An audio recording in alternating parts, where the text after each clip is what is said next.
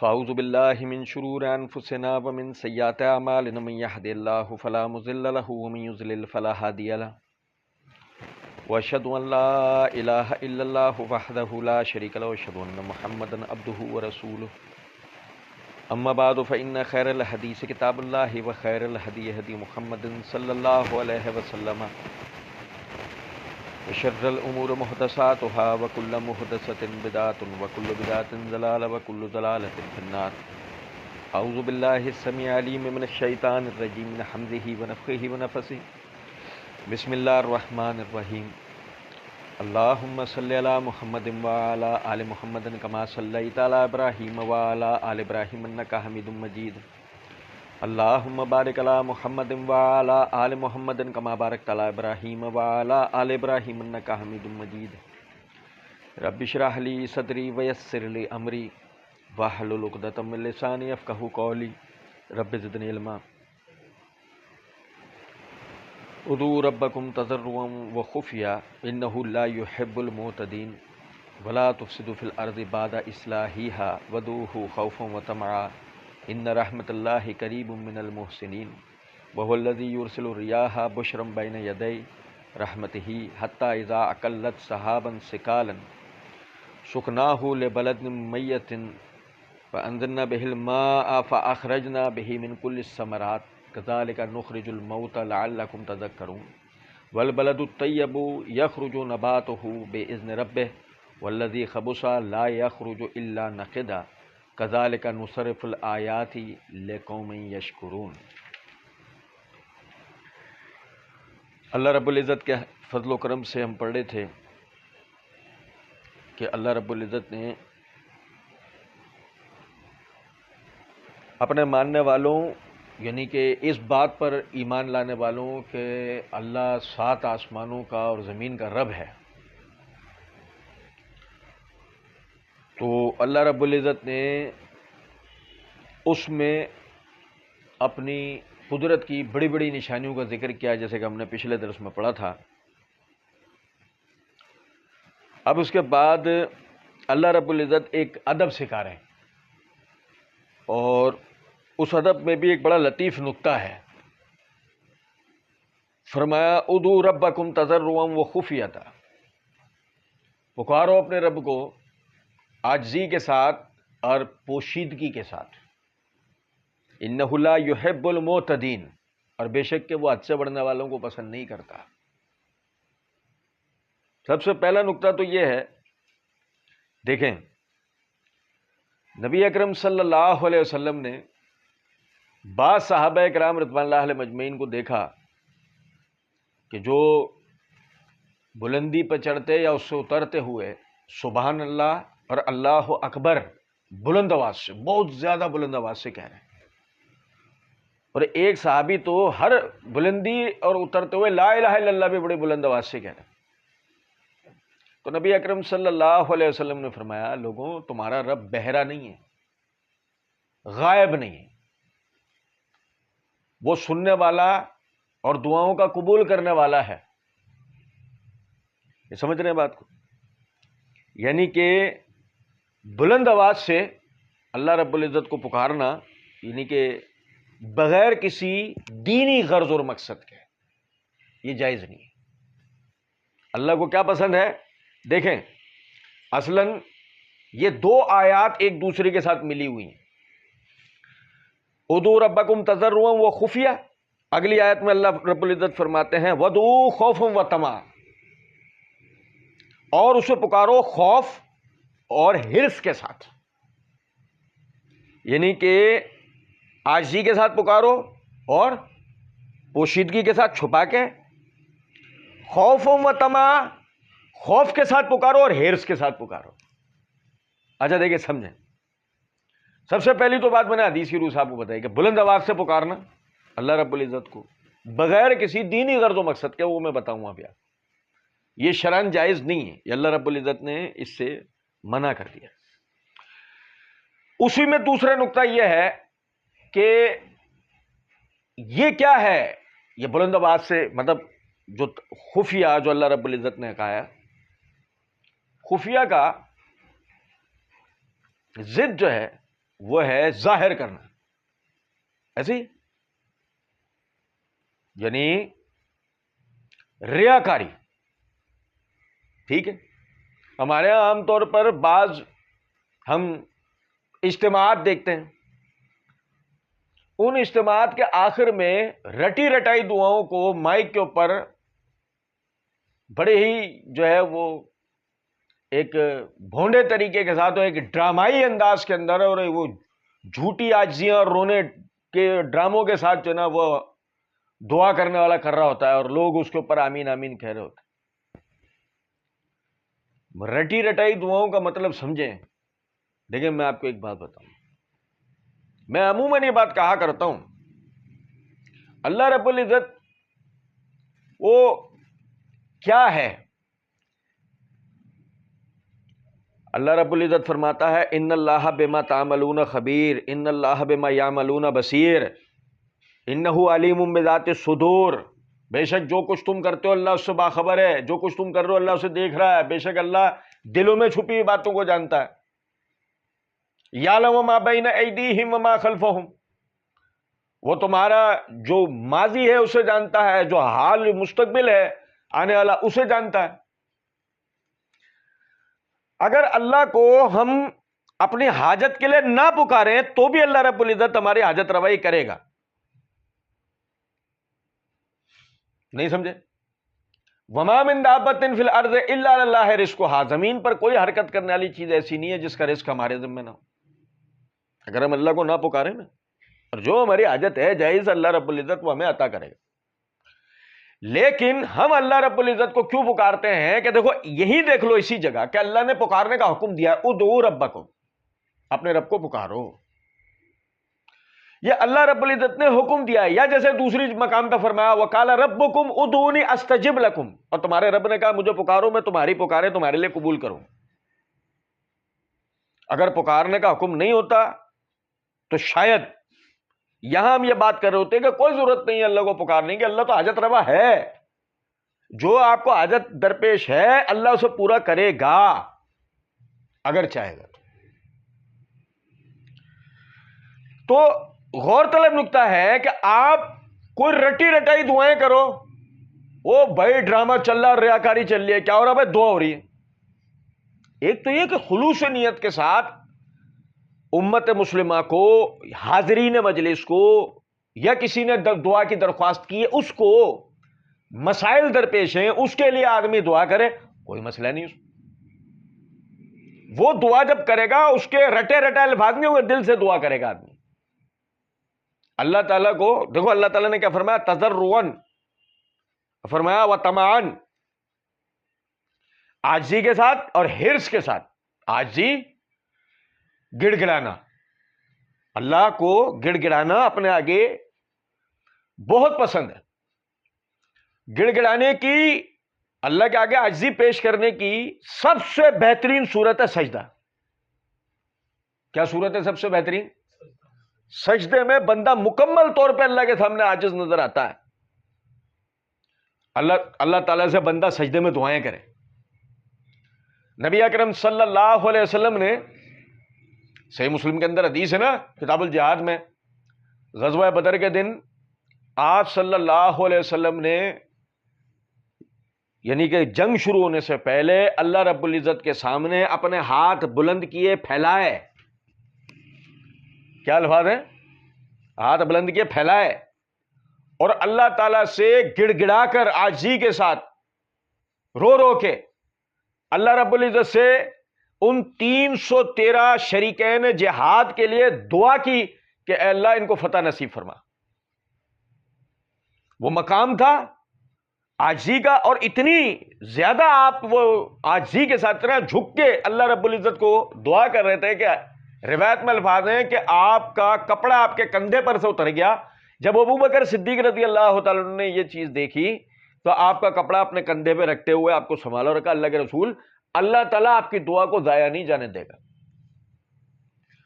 مقصد عرض کرنے کا یہ ہے، آپ رٹی رٹائی دعائیں مانگنے سے بہتر یہ ہے، ریاکاری کرنے سے بہتر یہ ہے کہ جو آپ کو مسئلہ درپیش ہے عاجزی کے ساتھ اپنے رب کو پکارو. ہمارے ہاں تو ایک طریقہ بنا ہوا ہے کہ ہر فرض نماز کے بعد امام وہ رٹی رٹائی دعائیں کر رہا، پیچھے آمین کر رہا، حالانکہ شریعت سے یہ ثابت ہی نہیں ہے. اجتماعات کے آخر میں دعائیں کرنا شریعت سے ثابت ہی نہیں ہے، سوائے اس کے، وہی پھر میں دوبارہ اپنی بات دہراؤں گا کہ آپ کو کوئی مسئلہ درپیش تھا، آپ سے کسی نے دعا کرنے کے لیے کہا تھا، وہ ایک علیحدہ بات ہے. نبی اکرم صلی اللہ علیہ وسلم نے اجتماعی دعا کا حکم دیا مردے کو دفنانے کے بعد. کیا الفاظ ہیں کہ جب تم اپنے بھائی کی تدفین کر چکو اخلاص کے ساتھ اس کے لیے دعا کرو، جمع کا لفظ. وہ اجتماعی دعا کا مقام تھا، وہاں اجتماعی دعا کریں. فرض نماز کے بعد اجتماعی دعا کرنا شریعت سے ثابت ہی نہیں ہے، وہ آپ کر رہے ہیں. اچھا کرو، میں نے عرض کیا نا کہ اس کے پیچھے شرعی مقصد نیت تو ہو، چلو آپ کرو، لیکن وہ دعا کرنے کا آپ کو کسی نے کہا ہو یا وہ مسئلہ آپ کو درپیش ہو، اس طرف ہے. اچھا دیکھیں، پھر دوسری بات، خوف و تمان. اللہ تعالیٰ سے دعا کے اندر ہے نا آدمی کو خوف ہونا چاہیے. میں آپ کو بتاؤں، عبداللہ بن مغفل رضی اللہ تعالیٰ عنہ، ان کے بیٹے نے اللہ تعالیٰ سے دعا کی، اے اللہ مجھے جنت کے دائیں طرف سفید محل عطا کر. جنت کی دائیں طرف سفید محل عطا کر، اور جہنم کے عذاب اور اس کی زنجیروں سے مجھے نجات دے دے. وہ کہنے لگے میرے بیٹے، تو نے دعا مانگنے میں حد سے تجاوز کیا، تجھے چاہیے یہ تھا کہ تو جنت کا سوال کرتا، جہنم سے پناہ مانگتا. یہ سمجھ رہے ہیں؟ اور اسی طرح سعد بن ابی وقاص رضی اللہ تعالیٰ عنہ، ان کے بیٹے نے دعا کی، اے اللہ مجھے جنت میں محل عطا کر جس میں ریشمی پردے عطا کر، اس میں ہیرے موتیوں کے تخت عطا کر، مجھے جہنم کی بیڑیوں سے، جہنم کے جلادوں سے بچا. وہ کہنے لگے کہ بیٹا دعا کے اندر حد سے مت بڑھ. میں نے نبی صلی اللہ علیہ وسلم سے سنا ہے ایک زمانہ ایسا آئے گا کہ لوگ دعا میں حد سے تجاوز کریں گے. اب علماء نے حد سے تجاوز کرنے کے بہت سارے معنی بیان کیے. مثلا ایک آدمی دعا کرے، اے اللہ مجھے نبی بنا دے، یہ دعا میں حد سے بڑھ جانا ہے. اے اللہ میں فلاں عورت سے زنا کر لوں، اے اللہ میں فلاں آدمی کو قتل کر دوں. سود کے لیے دعائیں کرے، نہیں سمجھے، سودی کاروبار کی ترقی کے لیے دعائیں کریں، اور نہیں سمجھے کچھ بات. اور انتہائی معذرت چاہتے ہوئے اپنی جمہوری پارٹی کی کامیابی کے لیے دعائیں کریں، اور نہیں سمجھے.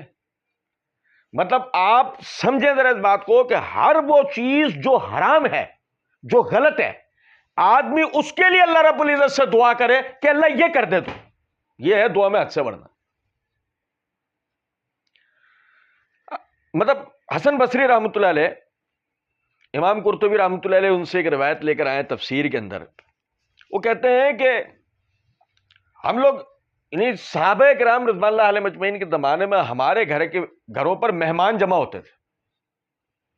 وہ لوگ راتوں میں قیام اللیل کرتے، ہمیں پتہ نہیں لگتا. ہمارے اندر ایک عالم و فقیہ ہوتا تھا، ہمیں پتہ نہیں لگتا تھا. ہمارے ایک حافظ و قاری ہوتا تھا، ہمیں پتہ نہیں لگتا تھا. آپ سمجھے نہیں؟ آج ہمارے یہاں کیفیت یہ ہے، او بھائی حفظ کے لیے دستار بندیاں ہو رہی ہیں، حفظ کے لیے بڑے بڑے پروگرام منعقد ہو رہے ہیں. کیا ہو بھائی یہ حافظ بن گئے؟ کہ سامنے والا کہنے کے لیے یہ بات کہہ رہا ہے کہ بھائی ہم تو بچوں کی حوصلہ افزائی کے لیے کام کر رہے ہیں. او بھائی میں آپ کو آج ایک بات بتاؤں، اس بات کو آپ سمجھیں. حوصلہ افزائی جو نا، حوصلہ افزائی اس کا طریقہ ہوتا ہے بچپن سے اس کے لیے ذہن سازی ہونا. ہم اپنے بڑے بوڑھوں کو دیکھتے ہیں، ہمارے کتنے ایسے بڑے بوڑھے ہیں کہ جن کی عمریں آج 70-80 سال پر پہنچ گئیں، بچپن سے روزے رکھتے آ رہے ہیں، ان کی روزہ کشائیاں نہیں ہوئی تھی. ان کے کوئی اس طرح کی کوئی حوصلہ افزائی نہیں کی گئی تھی کہ ان کو روزہ رکھوا کے ان کو روزہ، کیا بھائی اس کو روزہ رکھنے کے لیے اس کی حوصلہ افزائی ہوگی.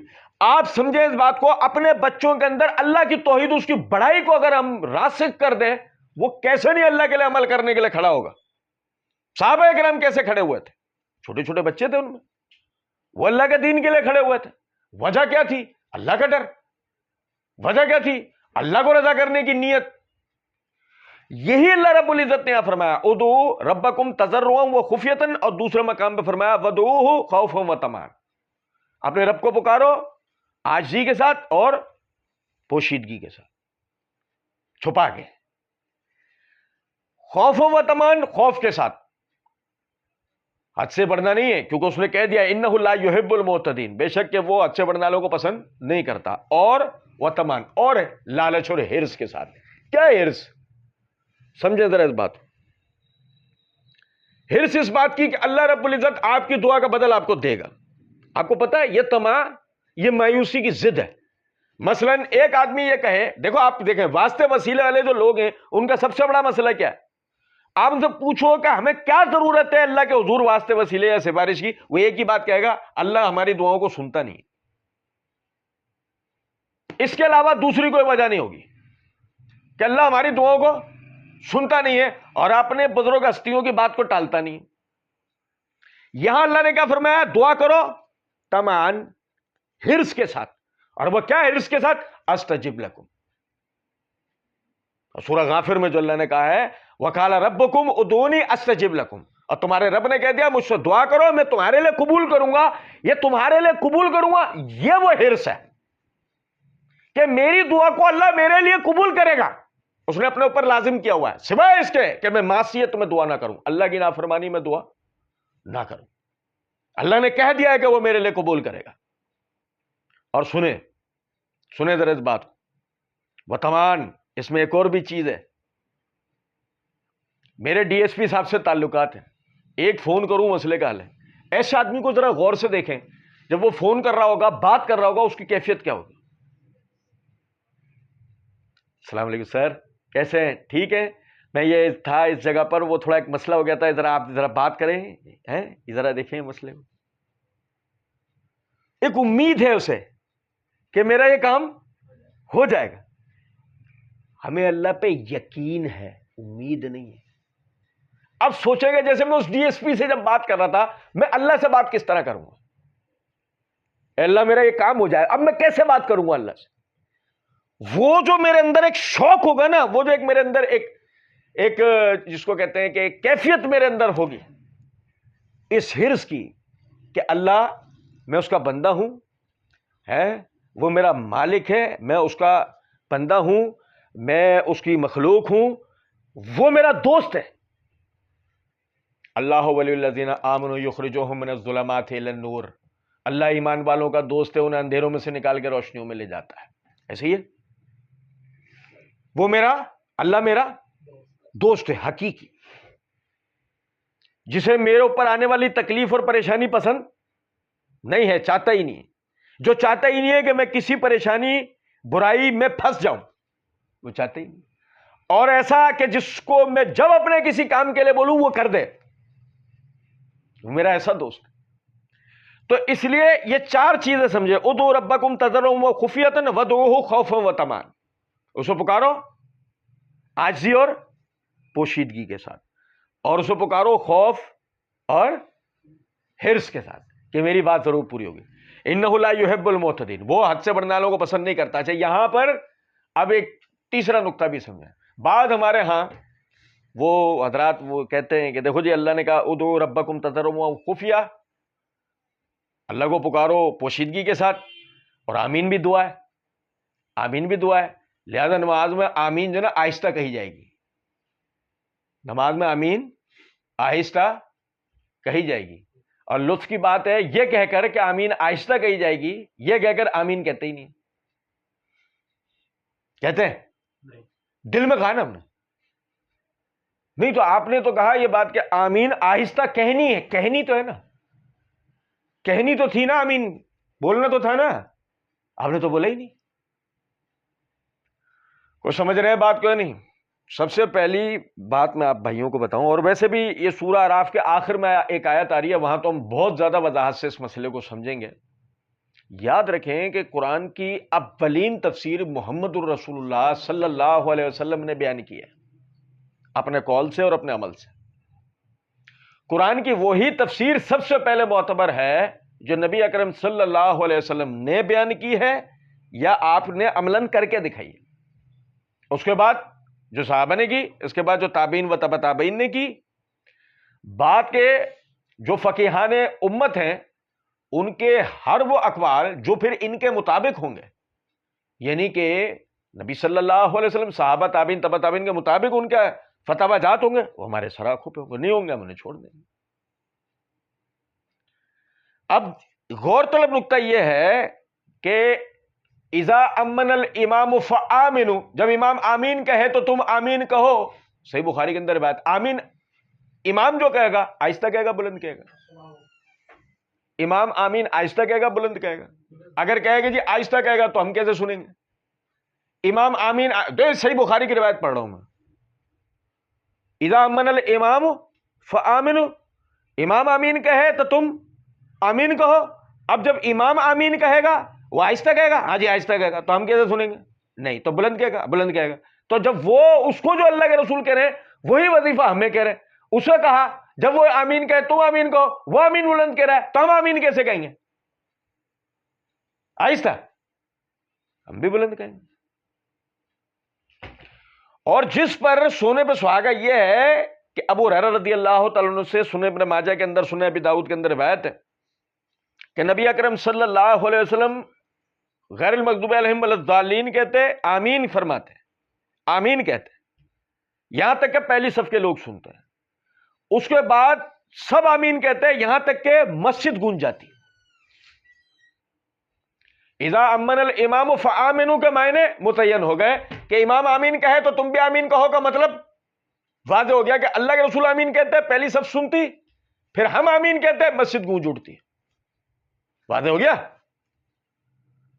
تو اگر اس آیت کا مطلب آہستہ آمین کہنا تھا تو سب سے پہلے تو اللہ کے رسول صلی اللہ علیہ وسلم آمین آہستہ کہتے ہیں نا، بعثت امام اور مقتدیوں کو حکم دیتے۔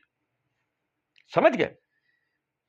وَلَا تُفْسِدُوا فِي الْأَرْضِ بَعْدَ إِصْلَاحِهَا وَادْعُوهُ خَوْفًا وَطَمَعًا إِنَّ رَحْمَتَ اللَّهِ قَرِيبٌ مِّنَ الْمُحْسِنِينَ۔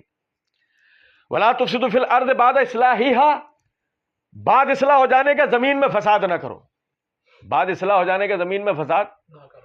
یہ بظاہر یہ ایک ایسی آیت ہے کہ جو مطلب ہم دیکھیں اگر بھائی اس سے مراد ہے کہ بھائی زمین میں فساد نہ کرو، زمین میں فساد نہ کرو۔ اچھا، سب سے پہلی چیز ہے بعد اصلاحیہا، بعد اس کی اصلاح کے، سب سے پہلے تو اس کی اصلاح ہے، اس کے بعد فساد نہیں ہے نا، نہیں سمجھے؟ زمین کی اصلاح کس چیز میں ہے؟ اور نہیں سمجھے؟ زمین کی جو اصلاح ہے وہ کس چیز میں ہے؟ زمین کی اصلاح اس چیز میں ہے کہ اس میں اللہ کی بڑائی ہو، اس میں اسلام کا نفاذ ہو۔ اگر زمین پر اللہ کی بڑائی اور اسلام کا نفاذ کا معاملہ نہیں ہوتا تو یہ کہنا کہ اس کی اصلاح ممکن ہے، یہ صرف خطرہ دیکھ کے کبوتر کی طرح آنکھیں بند کر لینا ہے اور کچھ بھی نہیں ہے۔ صحابہ کرام رضوان اللہ علیہم اجمعین ایک بہترین قبائلی نظام میں رہتے تھے، بہترین قبائلی نظام میں۔ دنیا کے دو بڑے بڑے نظام یعنی خلافت اور بادشاہت کے بعد اگر تیسرا کوئی بہترین نظام ہے تو قبائلی نظام ہے۔ اس میں بڑا اتفاق ہوتا ہے، اس میں بڑی طاقت ہوتی ہے قبائلی نظام میں۔ آپ سمجھیں ذرا اس بات کو کہ صحابہ کرام رضوان اللہ علیہم اجمعین اس قبائلی نظام میں رہتے تھے، لیکن نبی صلی اللہ علیہ وسلم نے اس قبائلی نظام سے انہیں باہر نکال لیا اور انہیں لے آئے کس کی طرف؟ اسلام کے نفاذ کی طرف اور خلیفۃ المسلمین کی پیروی کی طرف، شورائی نظام کی طرف۔ انہیں کس طرف لے کر آئے؟ شورائی نظام کی طرف لے کر آئے نبی صلی اللہ علیہ وسلم۔ اور دیکھیں اس شورائی نظام پہ آ جانے کے بعد ان لوگوں نے، ان کے پاس ہر قسم کا فساد تھا، سود ان کے معاشرے میں تھا، زنا ان کے معاشرے میں عام تھا، قتل و غارت ان کے معاشرے میں تھی، ڈکیتیاں سب چیزیں ان کے معاشرے میں تھیں، اور دینی برائیاں مثلا شرک و بدعات وغیرہ یہ ساری چیزیں ان کے معاشرے میں تھیں۔ ایسا ہی تھا نا؟ پھر دین اسلام کا نفاذ ہوا، خلافت نظام آیا، دین اسلام کا نفاذ ہوا، نتیجتاً آہستہ آہستہ ساری یہ دینی اور معاشرتی جو برائیاں تھیں وہ ختم ہو گئی۔ یہ ہوا زمین کی اصلاح ہو گئی۔ اب فساد کیا ہے؟ فساد ہے اس نظام کو ختم کر دینا، یا اس نظام کو روک دینا، یا اس نظام کو آنے نہ دینا۔ یہ فساد ہے. اس نظام کو ختم کر دینا، اس نظام کی مخالفت کرنا، اس نظام کو آنے نہ دینا، یہ ہے فساد. بات زمین کی اصلاح کی. اور آپ دیکھیں کہ فساد کا پہلا حصہ ہو گیا کہ جب خلافت زوال پذیر ہوئی، یہ پہلا حصہ ہو گیا. دوسرے حصے میں ہم چل رہے ہیں کہ اسے آنے نہیں دے رہے، اور تیسرا مخالفت ہے. تو آپ سمجھیں ذرا اس بات کو، لاشعوری مخالفت تو ویسے بھی پوری دنیا میں چل رہی ہے. جہاد کی مخالفت جیسی شروع ہوئی تھی، سمجھ لیں اس کی مخالفت اسٹارٹ ہو گئی تھی. 9/11 کے واقعے کے بعد خلافت کی مخالفت کے لیے پہلا قدم اٹھا تھا جہاد کی مخالفت ہونا.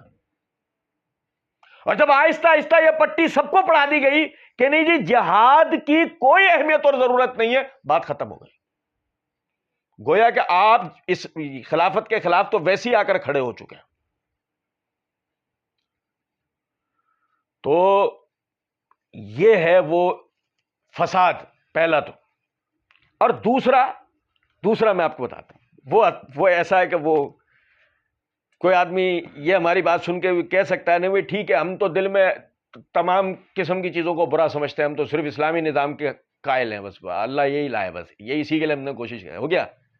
اچھا آپ کے ہاں پر روڈ بنتا ہے، بن گیا، روڈ بن گیا، روڈ کی اصلاح ہو گئی. روڈ بن گیا، روڈ کی اصلاح ہو گئی، بہترین. ایسا ہے؟ ہاں. اب اس کو کھود کے پانی کی لائن ڈال رہا ہے. چل بھائی کھود دیا، پانی کی لائن ڈال لی، ہاں اب اس کو ایسی مرمت کر دے جیسا وہ تھا. کرے گا؟ نہیں. یہ ہے فساد بعد اصلاح کے. روڈ بن گیا، کیا ہوا بھائی ہمارے یہاں شادی ہو رہی ہے، ہمارے یہاں مہندی مائی ہو رہا، ہمارا مردہ مر گیا، 30 40واں کریں گے، روڈ پہ ٹینٹ باندھ دیا. تو ٹینٹ باندھ دیا وہ الگ چیز ہے، چھوٹا گھر تھا ٹینٹ میں کوئی مسئلہ. حالانکہ مسجد جانا چاہیے تھا، لیکن چلو چھوڑو. مسجد پہ اتنا بڑا بورڈ لگا ہوا ہے، کھانا منع، پینا منع، سونا منع، جاگنا منع، آنا منع، جانا منع. سنو، اب آپ نے روڈ کے اوپر جی وہ لگا دیا، ارے کیلے ٹھوک ٹھاک کے سوراخ کر کے، اگلے دن بھائی مردے کو اصالے ثواب کر کے سب کچھ اکھاڑ کے لے گئے. اب یہ روڈ نعت خوانی ہوئی، روڈ پہ بڑا سا ٹینٹ لگ گیا، وہ زبردست ہے. مجلس ہوئی، روڈ پہ ہو گیا. اب یہ سوراخ کر کے اس کو کون صحیح کرے گا؟ ولا تفسدوا فی الارض بعد اصلاح ہے، زمین کی پر اصلاح ہو جانے وہ فساد مت کرو. بات آ رہی ہے سمجھ میں؟ نہیں. ابھی ایک بھائی بتا رہا تھا، آپ کو عجیب لگے گا کہ میں کون سی مثالیں دے رہا ہوں. او بھائی اللہ کی قسم یہ سمجھنے کی باتیں. چوری خیانت قومی مسئلہ بنتا جا رہا ہے ہمارا. چوری کو چوری نہیں سمجھ رہے ہیں، خیانت کو خیانت نہیں سمجھ رہے ہیں. یہ قومی مسئلہ بنتا جا رہا ہمارا. زمین کے اصلاح ہو جانے کے بعد فساد نہ کرو. کچرا کنڈی پتہ کہاں ہے؟ ہاں نہیں، او تھیلی اڑتی بھائی پھچ روڈ کے اوپر. اللہ کے بندے یار خوف کرو اللہ کا یار. الطہور شطر الایمان، پہلی کلاس سے پڑھتے ہوئے آ رہو، صفائی نصف ایمان ہے، پہلی کلاس سے پڑھتے ہوئے آ رہو. ابے رحم کھاؤ یار، اللہ کے واسطے اپنے اوپر رحم کھاؤ. کل قیامت کے دن اللہ تم سے پوچھے گا پہلی کلاس سے لے کے اس عمر میں، جس عمر میں فرشتہ تیری روح قبض کر کے چلا گیا، تجھے طوطے کی طرح پڑھایا گیا کہ صفائی نصف ایمان ہے، کہاں گیا وہ تیرا مسئلہ؟ تو سب سے زیادہ طہارت کی مخالفت کر کے آ رہا ہے. بڑا پاک صاف چوچو، گھر سے نہا دھو کے نکلے ہیں، اتر چھڑک کے، باہر نالی بند پڑی ہوئے، ہمارا کام نہیں ہے بلدی والے کھولیں گے. بے رحم کھاؤ یار خود میں.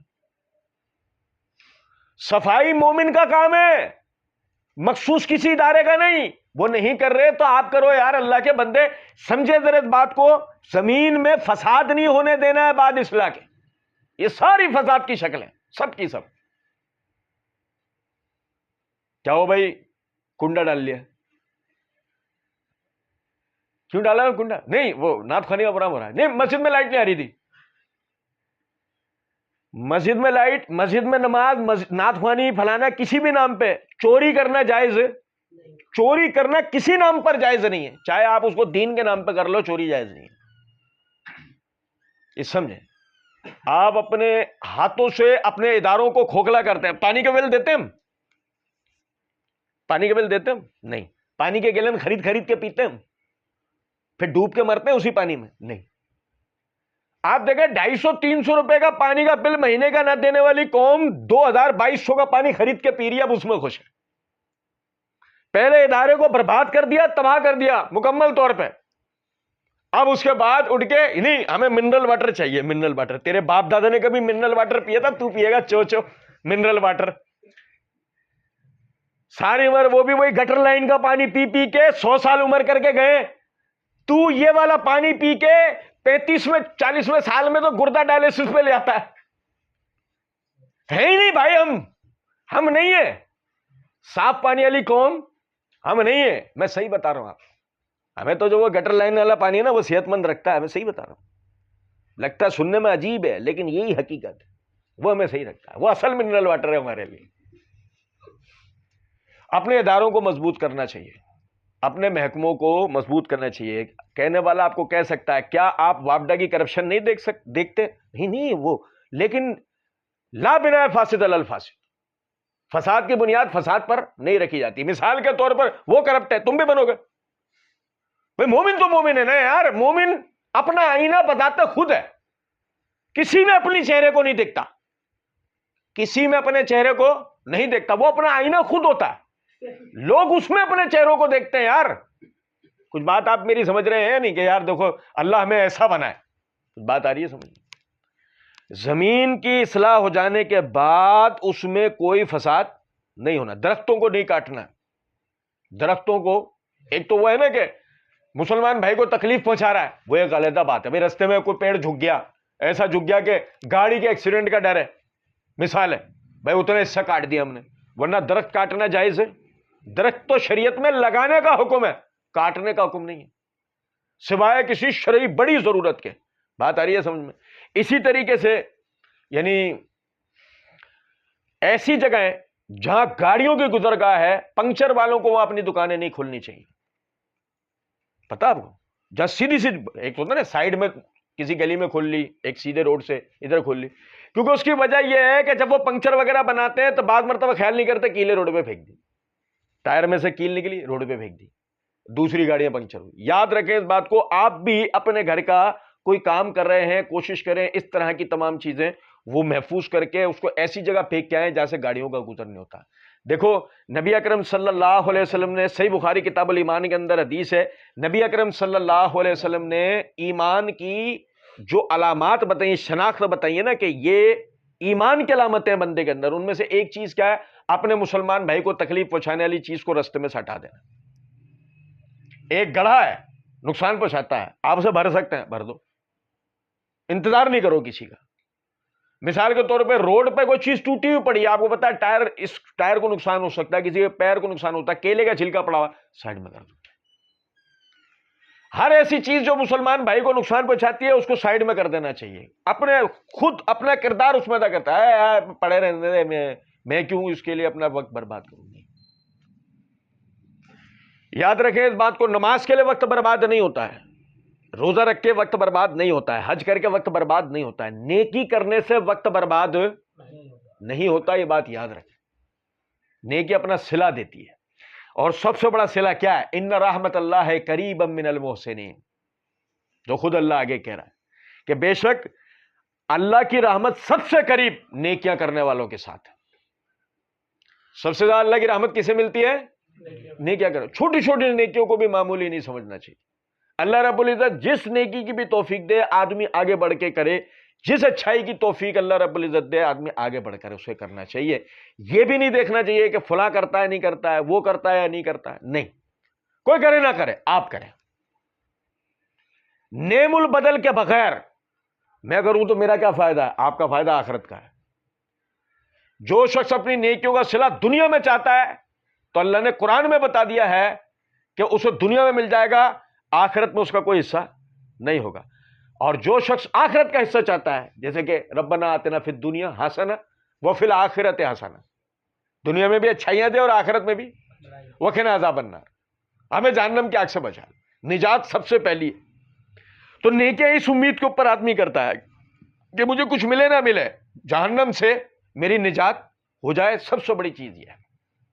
فرمایا وَهُوَ الَّذِي يُرْسِلُ الرِّيَاحَ بُشْرًا بَيْنَ يَدَيْ رَحْمَتِهِ حَتَّى إِذَا أَقَلَّتْ سَحَابًا ثِقَالًا سُقْنَاهُ لِبَلَدٍ مَيِّتٍ. حالانکہ یہ آیت اپنے اندر ایک پورا موضوع رکھتی ہے. لیکن پھر بھی وقت ہے ہمارے پاس تھوڑا سا، تو میں نے کہا کچھ جو چند باتیں اس حوالے سے آپ بھائیوں کے سامنے رکھوں. دیکھیں اللہ رب العزت نے پہلے آیت نمبر 54 کے اندر اپنی نشانیوں کو ذکر کیا، پھر اس کے درمیان میں اپنے رب کو پکارنا کیسے ہے اس ادب کو ذکر کر دیا. ہو گیا. اب اللہ دوبارہ سے ایک اور دفعہ اپنی نشانی کو بیان کر رہا ہے. آدمی کو خود بخود احساس ہوتا ہے کہ واقعی اپنے رب کو پکار کے میں کبھی خالی نہیں رہ سکتا. فرمایا وَهُوَ الَّذِي يُرْسِلُ الرِّيَاحَ بُشْرًا بَيْنَ يَدَيْهِ رَحْمَتِهِ، وہی اللہ ہے جو ہواؤں کو بھیجتا ہے.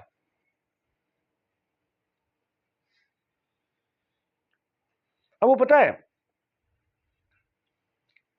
پانی بنتا ہے، پڑھا ہے نا ہم نے، پانی بنتا ہے. ہمارے ہاں ہم میں جو بایولوجی اور سائنس کے جو شاگرد ہیں انہیں پتا ہے پانی بنتا ہے، آگ بنتی ہے، آگ بھی بنتی ہے، مٹی بھی بنتی ہے. پتا آپ ہوا کہاں بنتی ہے؟ نہیں سمجھے کچھ بات؟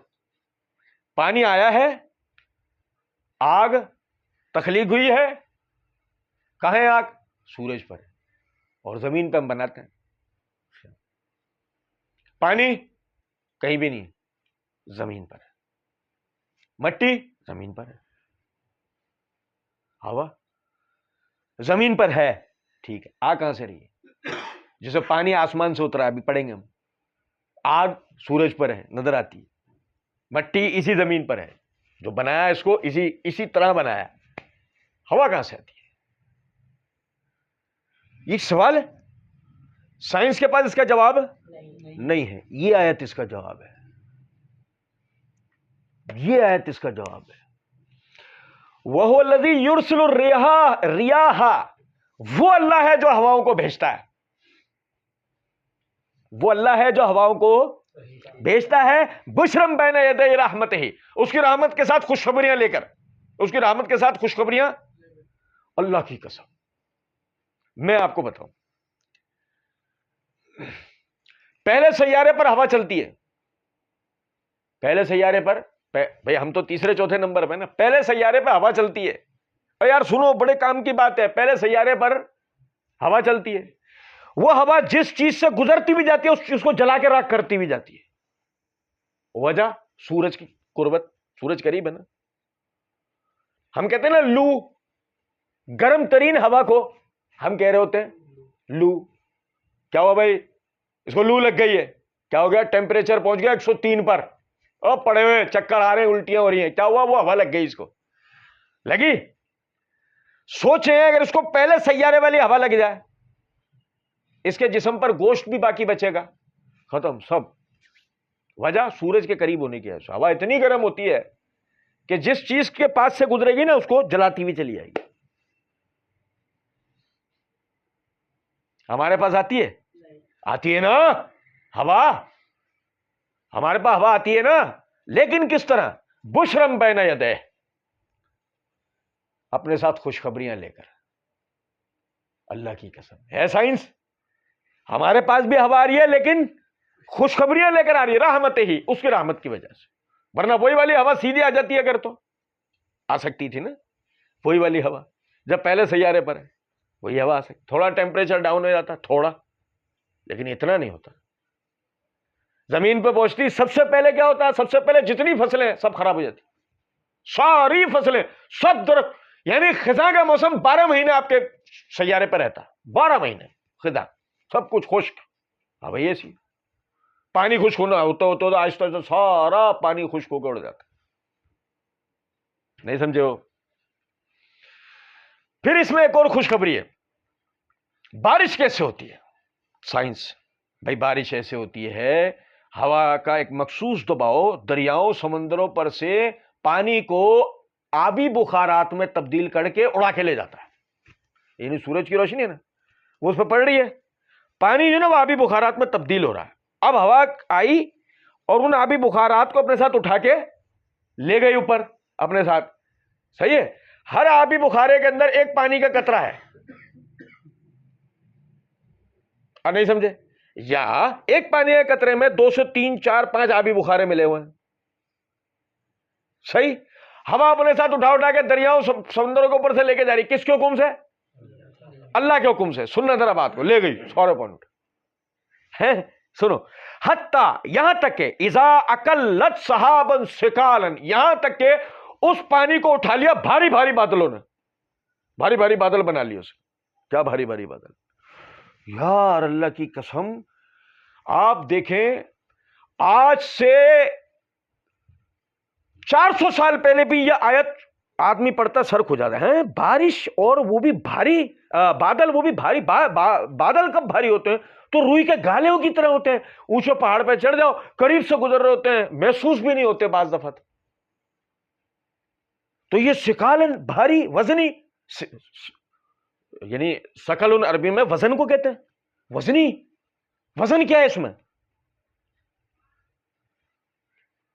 برسنے والا جو بادل ہوتا ہے نا بھائی جان، برسنے والا بادل، لاکھوں کروڑوں ٹن پانی ہوتا ہے اس کے اندر. برسنے والے بادل کے اندر لاکھوں کروڑوں ٹن پانی، لاکھوں کروڑوں ٹن. جب لفظ ٹن ہی آ گیا، وزن آ گیا. اب بھائی میرے وزن آیا. سائنس دیکھو آپ یار، ایک ہی آیت ہے، لائن سے آپ کے سارے قاعدے سائنس کے کلیئر کرتی جا رہی ہے، ایک آیت. اور کب؟ آج سے 14 سال پہلے، جب کوئی اس سائنس کو جانتا ہی نہیں تھا. بادلوں میں پانی ایسے ہوتا ہے کروڑوں ٹن. اور آگے دیکھو، سکناہ لبلد میت، ہم اس کے ذریعے مردہ شہر کو، سننا، ہم مردہ شہر پر پانی اتارتے ہیں، اس کے ذریعے اسے پانی پلاتے ہیں، مردہ شہر کو سیراب کرتے ہیں، اسے پانی پلاتے ہیں مردہ شہر کو. مردہ شہر کو پانی پلاتے ہیں، کیا مطلب؟ اور سنو ذرا بات کو، ہمارے یہاں دھڑا دھڑ بور، یہ بارش ہوئی تھی نا، اس سے پہلے کا بتا رہا ہوں آپ کو. دھڑا دھڑ بور ہو رہے ہیں، دھڑا دھڑ بور ہو رہے ہیں، زمین سے پانی کھینچا جا رہا ہے. اب بھائی زمین سے مسلسل پانی کھینچا جا رہا ہے، زمین اس سے کمزور ہو جائے گی، سیم بڑھے گا زمین میں، بلڈنگیں کمزور ہوں گی. کیا مطلب؟ شہر بوسیدہ ہو جائیں گے. ایک جملے میں اور بول دیں، ہاں، مردہ ہو جائیں گے، ہے نا؟ ہو جائیں گے. اچھا پھر کیا ہوا؟ سکناہ لبلد میت، پھر ہم نے سیراب کیا مردہ شہر کو. بارش ہوئی، یہ بھی بارش ہوئی. ابے بھائی پانی 15 20 دن کھڑے رہے، زمین پانی سک ہی نہیں کر رہی ہے، کھینچ ہی نہیں رہی اپنے اندر. اتنی بارش ہو گئی ہے کہ اندر جتنے پانی کی ضرورت تھی اس سے پانی کتنا اوپر آ چکا ہے لیول میں، کہ 10 دن پانی یوں ہے اوپر. انتظار ہو رہا ہے کس لیے؟ کہ دھوپ پڑے گی تو سوکھے گا، یہاں سے منتقل کرنے کا کوئی طریقہ ہی نہیں ہے. ایسے ہی سکناہ لبلد میت، ہم نے مردہ شہر کو اس کے ذریعے سیراب کر دیا. اور ایک اور مسئلہ یہ ہے کہ یہ تو اس کی حد تک ہو گئی بات. وہ سیرابی ہمیں چاہیے اپنے نباتات کے لیے، اپنے فصلوں کے لیے. اور سنو فانزلنا به الماء فاخرجنا به من كل الثمرات. اوہو، ہمیں پانی چاہیے کہ جس کے ذریعے ہماری سبزیاں، پھل، پودے بھی بڑھیں، ترقی کریں، پکیں، اپنے اصل سائز کو، اپنے اصل ذائقے کو پائیں. موسمبی کا ذائقہ کیا ہے؟ موسمبی کا ذائقہ کیا ہے؟ ابے بتاؤ نا یار، کیا موسمبی نہیں کھائیے؟ کھٹا، ایسے ہی کھٹا موسمبی کا ذائقہ. اسٹرابری کا کیا ہے؟ میٹھا ہے. گنے کا کیا ہے؟ اسٹرابری جیسا ہے، علیحدہ ہے. لیمو کیا ہے؟ کھٹا ہے، موسمبی جیسا ہے.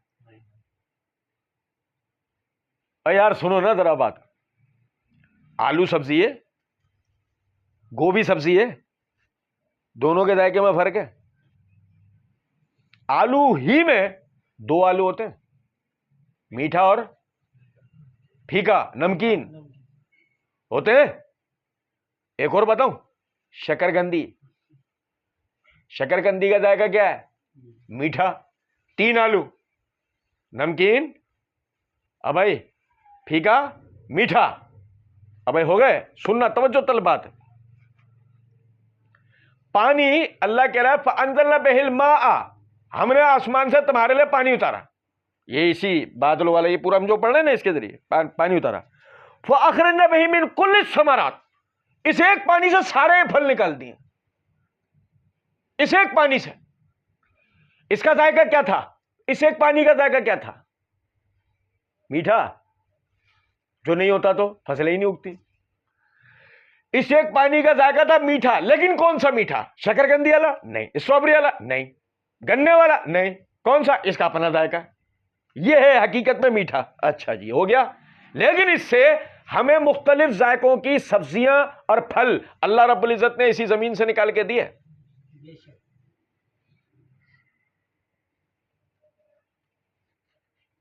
कितनी बड़ी बात है अगर आदमी सोचे तो।